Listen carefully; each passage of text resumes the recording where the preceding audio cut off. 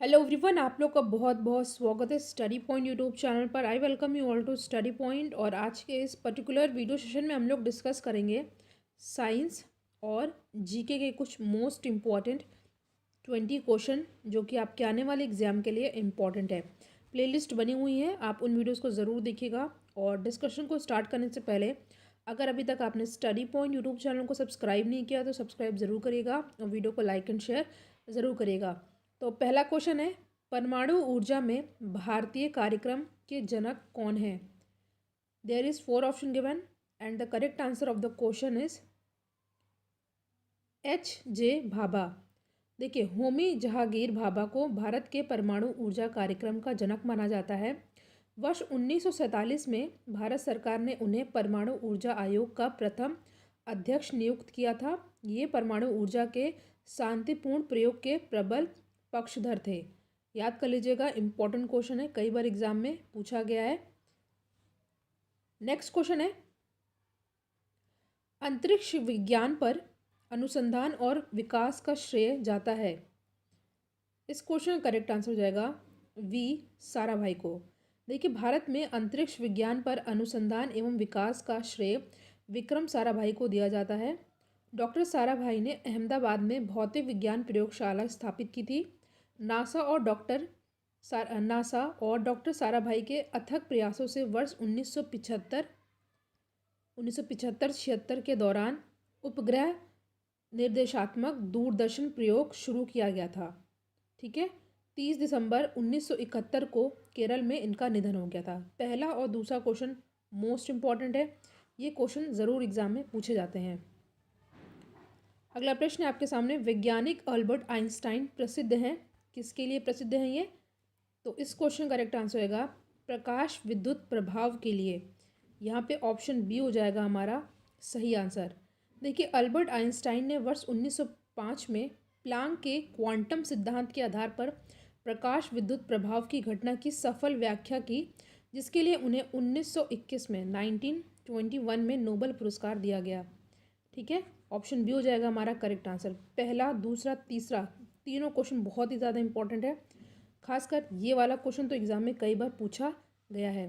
कई पीसीएस के एग्ज़ाम में भी ये क्वेश्चन हमेशा ही पूछे जाते हैं। और ये भी याद रख लीजिएगा कि उन्हें 1921 में नोबेल पुरस्कार दिया गया था। ठीक है, किसके लिए? प्रकाश विद्युत प्रभाव की घटना की सफल व्याख्या के लिए। ठीक है,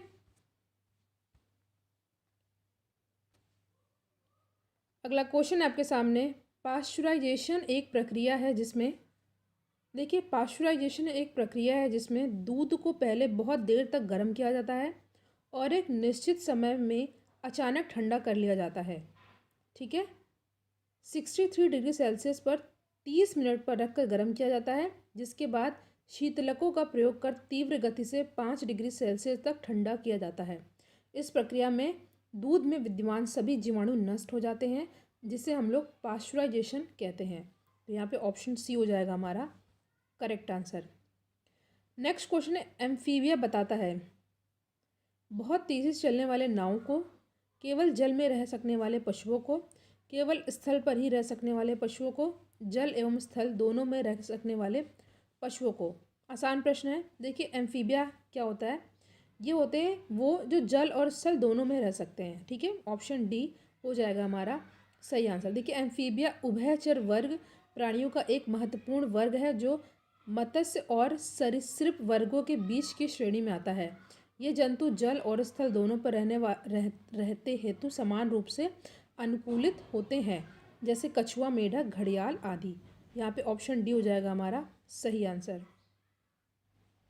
नेक्स्ट क्वेश्चन है, मलेरिया के संबंध में कौन सा कथन सत्य नहीं है? ध्यान से पढ़िएगा। पहला कथन दिया हुआ है, यह परोपजीवी कीट द्वारा पैदा किए जाने वाली एक बीमारी है। देखिए, पहला ही कथन गलत है, अभी मैं एक्सप्लेन करूंगी। दूसरा कथन है, यह मच्छरों द्वारा फैलाई जाती है, ये सही है। यह दलदली क्षेत्रों में अधिकतर होता है, बिल्कुल सही। तीसरा है, इसके इलाज में क्लोरोक्विन का उपयोग किया जाता है, ये भी सही है। देखिए, पहला कथन यहाँ पे गलत है। देखिए, मलेरिया एक परजीवी रोग है जो मादा एनाफिलीज मच्छर के काटने से फैलता है। इन मच्छरों के 4 परजीवी होते हैं जो मनुष्यों को प्रभावित करते हैं। ठीक है, यहाँ पे ऑप्शन आपका कौन सा हो जाएगा? फर्स्ट हो जाएगा सही आंसर, क्योंकि ये कथन है गलत।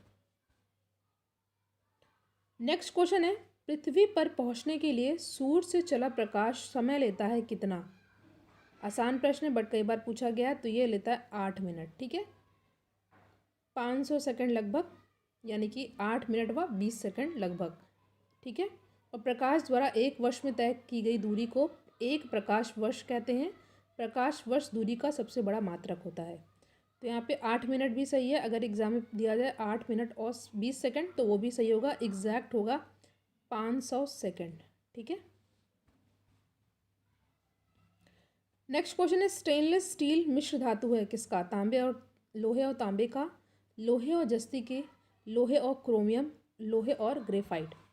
तो यहाँ पे हमारा सही आंसर हो जाएगा, स्टेनलेस स्टील मिश्र धातु होती है लोहे और क्रोमियम की। ठीक है, option C is our correct answer.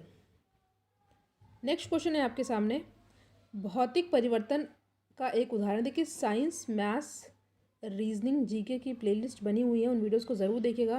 Video को लाइक एंड शेयर भी आप लोग ज़रूर कीजिएगा। नेक्स्ट क्वेश्चन है, भौतिक परिवर्तन उदाहरण है, इसका उदाहरण कौन सा होगा भौतिक परिवर्तन का? आपके सामने 4 ऑप्शन दिया हुआ है, तो इस क्वेश्चन करेक्ट आंसर हो जाएगा पानी में चीनी का घुलना।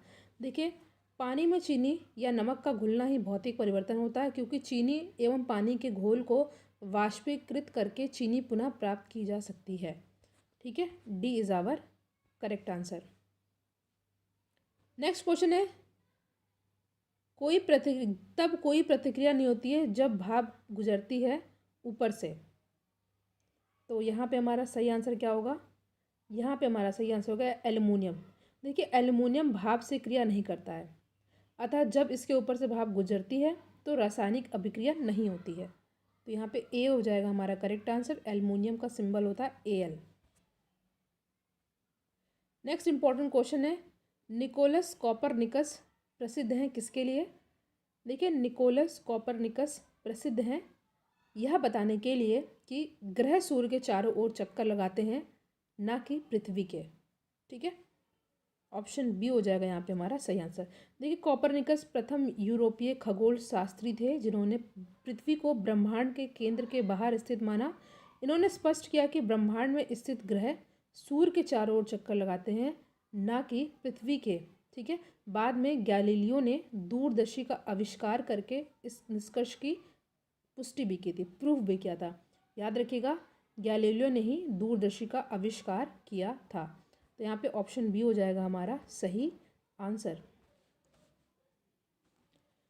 हमारा नेक्स्ट क्वेश्चन है, वैज्ञानिक इवान पावलोव किस क्षेत्र में अपने कार्य के लिए जाने जाते हैं? भौतिकी में, गणित में, रसायन शास्त्र में या प्रायोगिक मनोविज्ञान में? तो यहाँ पे हमारा सही आंसर हो जाएगा ऑप्शन नंबर डी, प्रायोगिक मनोविज्ञान में। ठीक है, वैज्ञानिक इवान पावलोव प्रायोगिक मनोविज्ञान से संबंधित हैं। इन्होंने जीवों के व्यवहार के संबंध में अनेक अध्ययन किए हैं। ये पहले रूसी नागरिक थे जिन्हें नोबेल पुरस्कार दिया गया था। ठीक है, यहाँ पे हो जाएगा डी सही आंसर। देखिए, अभी हम लोगों ने साइंस के कुछ इंपॉर्टेंट क्वेश्चन को डिस्कस किया। अब हम लोग डिस्कस करेंगे जीके के कुछ मोस्ट इंपॉर्टेंट क्वेश्चन। वीडियो को पूरा देखिएगा, क्योंकि लास्ट में आपसे एक इम्पॉर्टेंट क्वेश्चन पूछूंगी। जीके में ज़्यादातर क्वेश्चन जो होंगे वो हमारे ज्योग्राफी से रिलेटेड होंगे। तो क्वेश्चन है, सीन नदी किस नगर से बहती है? इम्पॉर्टेंट क्वेश्चन है।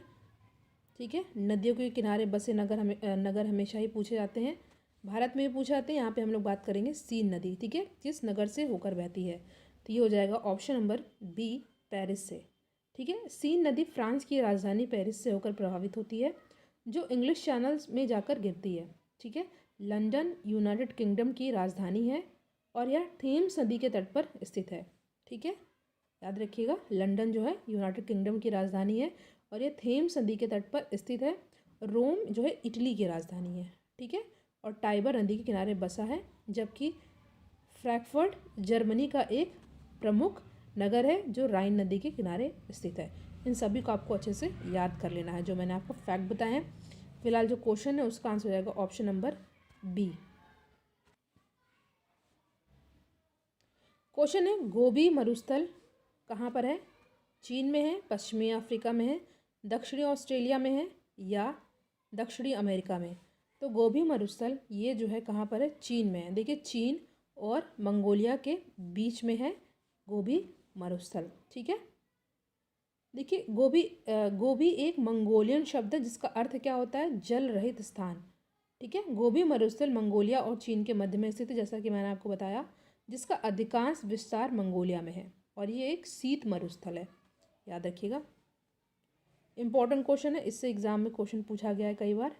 क्वेश्चन है स्वेज नहर जोड़ती है, तो स्वेज नहर जोड़ती है किसको, ये जोड़ती है भूमध्य सागर को लाल सागर से, ठीक है। स्वेज नहर भूमध्य सागर को लाल सागर से जोड़ती है, जिसका निर्माण 1869 में फ्रांसीसी इंजीनियर फर्डिनेंड की देखरेख में संपन्न हुआ था, ठीक है। अभी जो इस नहर पर मिस्र का आधिपत्य है।